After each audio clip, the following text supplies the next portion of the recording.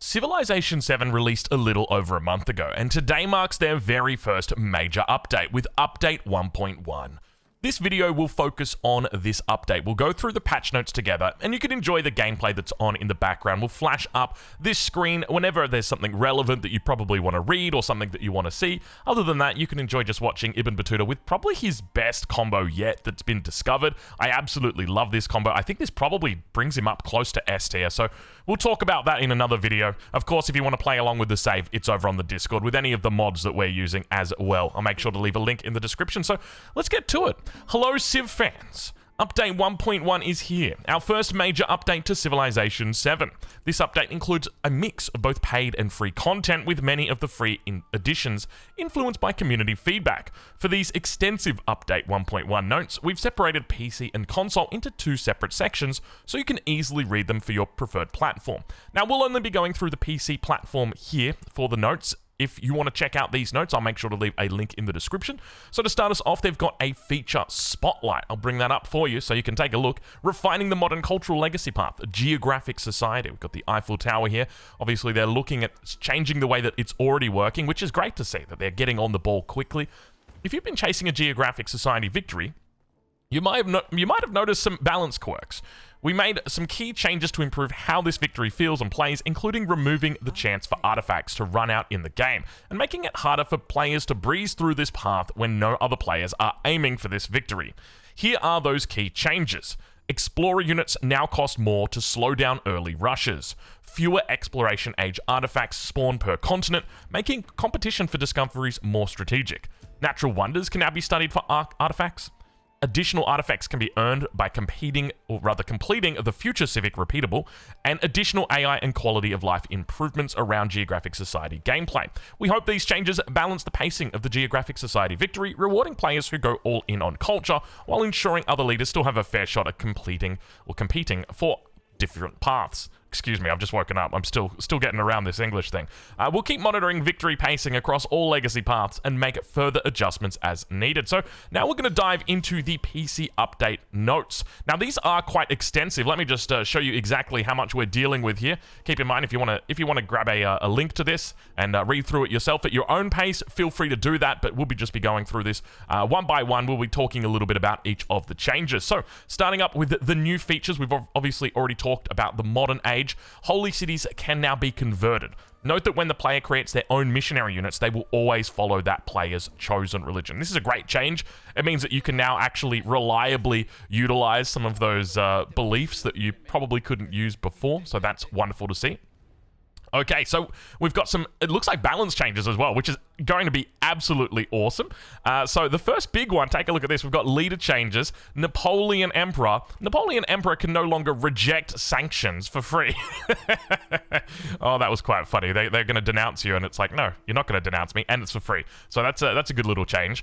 So we've got some changes to civilization. So we've got America now receives +2 resource slots upon constructing their unique quarter. We've got Baganda, which has adjusted their civic effect for modern Baganda to award +1 happiness, 1 culture, on quarters adjacent to rivers or lakes. So they're going quite specific with these actual balance changes. Meiji Japan added +1 resource slots to the Zaibatsu unique quarter. Siam increased the cost of the action to be 50% more than the standard befriend independent action. I'm not going to try and pronounce that. You can feel free to read that. That's a fun word. And addressed a reported issue where Siam was sometimes not properly unlocked in the modern age after unlocking them during the exploration age. I did actually see that one reported. Okay, well, on to gameplay changes. AI will now perform better at completing the modern cultural legacy path by gaining artifacts from natural wonders, researching at museums and universities, and completing civics. No more AI Explorer stacks of doom, which it's sad to see them go, but, you have to see them leave. Addressed a reported issue where the AI would sometimes fail to spend all of their points during an advanced start setup. So it's a nice little change and a nice little buff to the AI on those advanced starts, which I think are probably going to become more popular as time goes on, because they are quite good. Economy, oil rigs, this all seems to be quite late game oriented. Oil rigs now benefit from warehouse bonuses granted by the Ironworks and Combustion Tech Masteries, and oh no, City Patron Goddess, Thank you very much. Pantheon effect, decrease from +3 to +2 influence on altars. That's a big nerf coming in for City Patron Goddess. But I tell you what, I think it's still going to be very strong. Obviously, this brings up the power of your other Pantheons. Things like, what else could we really do? I'm thinking of the +1 production to mining is probably going to be the go-to right now. In progress buildings that are instantly granted to the player will now auto-complete. Nice little buff there. And then we've got changes for diplomacy. Sanctions can now be used at a neutral relationship, and their cost will decrease as the relationship gets more hostile. There you go. So it's the same way that endeavors work with positive relationship. And for crises, addressed a reported issue with revolutions crises, applying more unhappiness in settlements than stated. Yes, I'm aware of that. That was a nice little bug fix right there.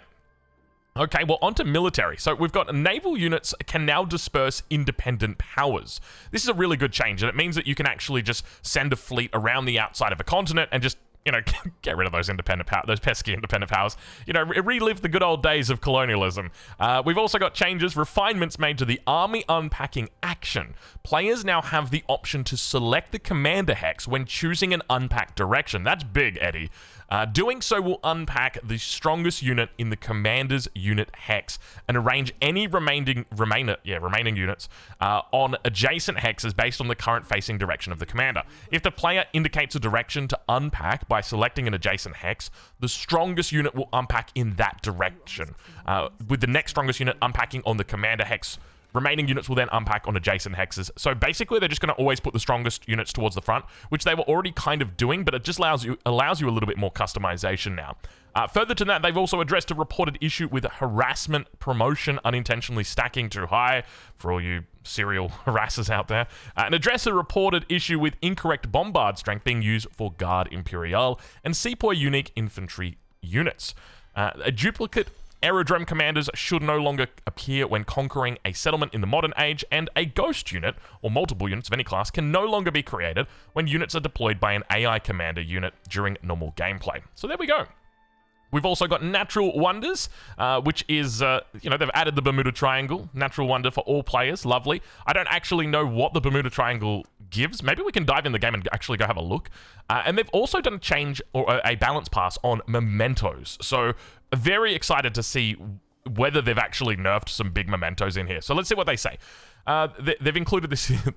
I'm always a sucker for patch notes that get their formatting wrong, and it's like you've included a dot point here when you probably shouldn't have. We have made many changes to Mementos to make more of them feel like viable choices. Some Mementos were overshadowing leader and civ abilities and needed to be toned down, while others were not quite impactful enough to take often. So the first one that they've got is Alto Opaque Tunics. Now grants +1 sight for scouts adjacent to mountains. It was +3 sight. Okay, sure. I didn't think that was a big one. Altar Set now grants +1 culture from Specialist. It was previously 1 culture and 1 gold. I'm going to be honest, I didn't feel like that was ever really a viable choice. Maybe once you'd hit Exploration Age, it was probably a bit more viable. Definitely not in Antiquity, though. Then we've got Chalcedony Seal, which we just literally did a video on. Now grants +1 culture and gold for unique buildings and improvement. Oh, wow. I wonder why that could have possibly been. It was absolutely busted. So good to see them actually bringing this in line with expectations, because that one definitely stood out. That is for sure. We've got the Crown of Napoleon, which now grants 200 gold per age when a formal war is declared against you. Previously, it was only 100 gold per age. So Napoleon getting some nice little buffs there. I think, yeah, probably Napoleon going to be benefiting from that. Who else? Tubman probably could benefit from that. That's another good change for her. As Catherine's on screen now. Hey, Catherine, how you doing? I feel like she's in all of my games. We've also got Dong Song Drum, which is the level 9 memento for Trung Track. So Dong Song Drum, declaring a formal war against another civilization grants a tech boost. Oh my, that's a huge nerf. Why did we nerf that? Declaring war against another civ grants you a celebration is what it used to be. Now it's only a tech boost? And that's just a tech boost, it's not even a free tech. But it has to be, it's very specific, it's a formal war. And you can't, I mean, you could probably just formal war everybody if you denounce them. Maybe that's a Napoleon thing. Maybe there could be some tech right there. Okay. Okay, we've got some changes to... Oh, Lord. We've got some changes to Catherine as well. Eagle Banner. So this is her unique level 9. This is her unique level 2. This is her unique level 9. So Eagle Banner, now cities gain 2% science per great work on display for a max of 20%. So previously it was 5% bonus efficiency per great work they contain. So this is... I can't imagine this being viable. It doesn't really feel viable. You'd need 10 codexes or codices on display in a specific city to get 20% increase in that city. So it's oddly specific. It's very, very niche that would work. Maybe if you're going for a one city challenge, I'm looking at you, Carthage, then it could make sense. But definitely not in the Age of Antiquity. Then we've also got the change to Great Imperial Crown. So for anyone who was not aware of this change, or this memento, it provided +1 science on every single tundra tile. It didn't say that. It actually said this, but they've changed it. So they've changed it so that now grants +2 science per age on towns in tundra. So that is, once again, oddly specific.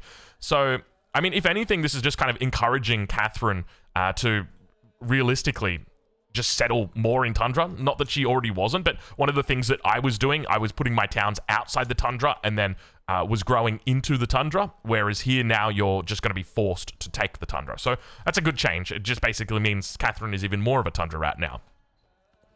Imago Mundi, definitely a popular one here. Now grants +2 sight instead of +1 for scouts, search, and lookout abilities. It was instead 3 before for both of these, so now you've just got the +2 sight and the +1 for the search and lookout abilities. We've also got Joyeuse, which was previously +2 happiness per age for every cavalry unit. Now it's +2 happiness for every cavalry unit. So I guess to stop people in the modern age just stacking up cavalry and enjoying, what was it, probably +6 happiness per cav unit. That's quite a lot.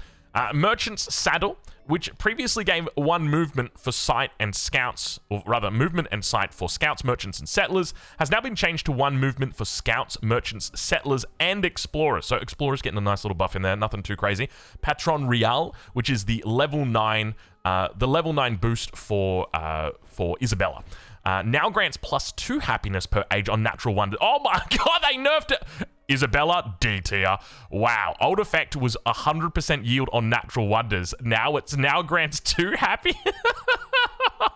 Isabella, I'm sorry, girl. I'm sorry. Things are not looking good for you. That is for sure. Queen's Jewelry, which used to be +2 gold on natural wonders, now grants +2 gold per age on natural wonders. Okay, that's actually not bad, because it means now in exploration it's +4. Obviously that gets doubled up again. But poor... Oh man, that's going to hit her hard. I don't know why we changed that. To be honest, I didn't even really find that problematic. The whole problem is not it's not the memento. It's her bias. The fact that it's so damn high, and it means it guarantees her that she's always got it. But though, to be honest, I don't even think she's the strongest leader anymore. On the surface, she comes across as quite strong, but once you start digging in, I think it's there's definitely arguments to be made for other leaders. Okay, well, let's take a look at the next one. It's going to be Uraeus, which previously was, if you've got 10% culture, or 10% culture if you have the most wonders, and 10% production towards constructing wonders if you do not. And now it's just +10% culture in cities with at least 1 wonder. I'm going to be honest, I don't approve of these changes. And look, normally... I'm the kind of guy that can get behind, devs and all that kind of stuff, but I don't really like these changes. Primarily because there is one key change that they did not make. I'm going to bring you back into Civilization 7 right now. Take a look at this. We're coming right in. Look what they didn't change. They didn't change Groma, and they didn't change Gold and Sapphire Flowers. This thing is still absolutely busted. How do you allow this to continue, and you're out here nerfing Uraeus. I don't think I've once seen, bro, Hatshepsut's got nothing going for it as it is, and you're just doing my girl like that? That is wild. Okay, all right, well, I guess we gotta put up with it, and look, maybe they'll fix it up. Next, we've got some Memento text updates rather.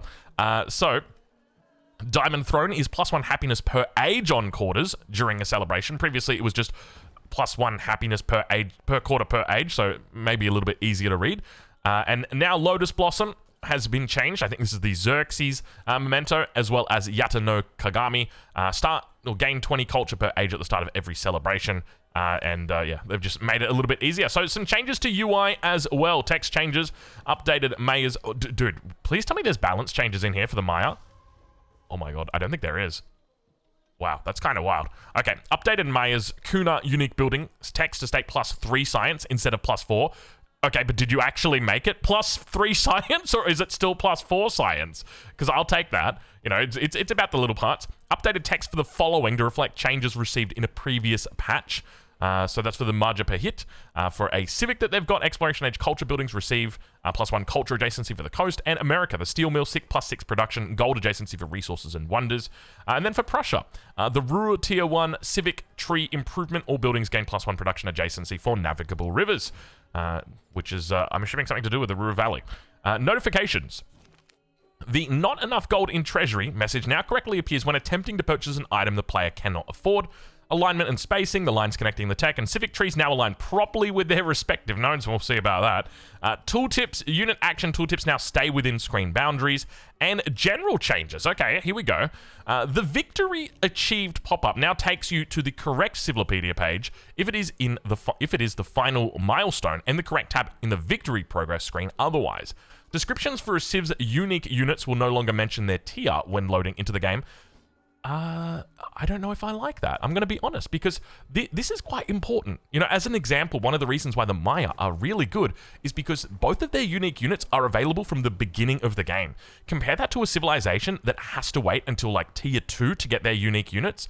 And it's a bit of a difference. So I think that that's kind of important, especially when you really don't show much else at the beginning of the game, but all right. Social policies and crisis policies can now be slotted separately when you unlock both on the same turn. This had previously made the screen appear stuck when either table had an empty slot. Very well done. The plot cursor effect should now be more visible during a growth event or when placing a building, and selecting factory resources no longer highlights invalid slots. A new icon for natural wonders in the continent lens has been added, so it's easier for players to dig up modern age artifacts, and updated improved the leader attribute menu. Leader portraits now properly update when relationships change during gameplay, and scroll bars now properly respond to mouse wheel input. Addressed, I wonder if this is to do with, I don't know about you guys, but whenever I open up a city screen, sometimes I'll scroll down it and it will zoom out, and then I'll scroll up and it will zoom in. So maybe that's what that's changing, because I found that I didn't have any problem with the actual scrolling on those menus or whatnot, but with that one, that definitely happened. Addressed a reported issue where enabling or disabling lenses would hide resource icons, and addressed a reported issue where resources were unable to be assigned to their origin city after being unassigned. Okay. Narrative events, we've got quite a lot that's gone on through here. Addressed various reported issues that were occurring on some narrative events. Quests addressed a reported issue where the Great Library 3 Legacy Path quest wasn't completing if an academy building, I'm going to stop rushing right now, wasn't completing if an academy building was purchased. And addressed reported issues with incorrectly displayed quest text. Loading screen corrected typos, miscellaneous, added additional audio for various UI events, including First Meet diplomatic events, and the correct citizen character set is now being displayed by Korean independent powers. Finally, we've got some platform-specific stuff, so some stuff for Mac OS, for direct mode support for Retina displays, and for Linux as well. And just a quick look at the console update notes just for you folks as well. I'm not going to be reading any of them, but if you want to pause and take a look, feel free to do it. Addressed an issue with Isabella. I love it. So I think this is just basically bringing all the other changes in from the previous balance patches and then sort of combining them into one single, oh my lord, into one single patch. Indeed it is. So we've got content collection, the Crossroads, I sound like my son, Crossroads of the World collection. So let's take a look and see exactly what this is. So DLC 1 to 3. I didn't realize that it had 3 in there. So the first and foremost part of that is leaders. So we've got Ada Lovelace. Of course, we've already gone over this. We've also got access to a new civilization. That is Great Britain. They are a modern age civilization. And then we've got access to Carthage, a new antiquity age civilization. So I'm going to be looking forward to getting my hands on Carthage, just mainly because they only have access to one city, which is going to be very, very fun. So let's I'm going to try and quickly explore right now. Give me a sec here, because I've got all the DLC paid for. At least I should have it all paid for. If I go and have a look at additional content, I can't see anything in here yet. Maybe I've got to turn it on somewhere, but if I go and look for, like, Ada should be at the top, right? ADA, and it's I'm confident that I would have her. If we go age and civilization, we've got nothing in here. We've just got the 10 that we had previously. Do we have anything in the modern age just yet? Maybe there's something in the notes that actually tells you a little bit more information about when this might be available, because I suspected that it was dropping today. There was a big Steam update that happened. It was 1.5 gig or 1.6 gig. So I would suspect that it's probably about to drop or has dropped. Let's, you know what?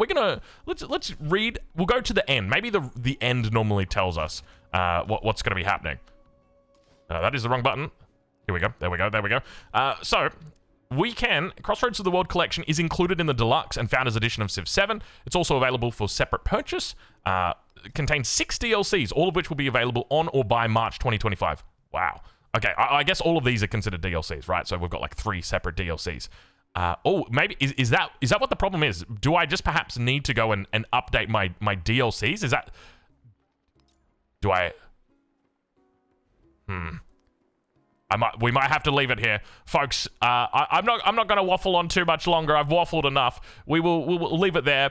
If you'd like to check out this seed, make sure you check out the Discord. I've got a link to this seed as well as the mods and a save file if you want to play along with the same mementos that I'm using, because there are a couple of unique ones in here. The idea is that we just absolutely sooze the hell out of the map. That's essentially what's happening on the video behind you. With regard to the patch, though, I think overall, final thoughts. Look, it definitely doesn't hit the mark with regard to the Memento changes. I was really hoping for a Bloom nerf, so I'm sure some people are going to be happy with that. Some people less happy with the fact that it wasn't touched. But, I mean, the Chalcedony Seal being nerfed was definitely, that's a good thing. That needed 100% to be nerfed. But there's a lot of changes in here that I was just thinking, wow, okay, they're actually doing it. I mean, to be honest, Patron Real probably needed to be nerfed. It was an extra bit of yields, and it just kind of made her even more powerful. So it probably makes sense, but yeah, I mean, it's not really much of a desirable level 9 Memento now, is it?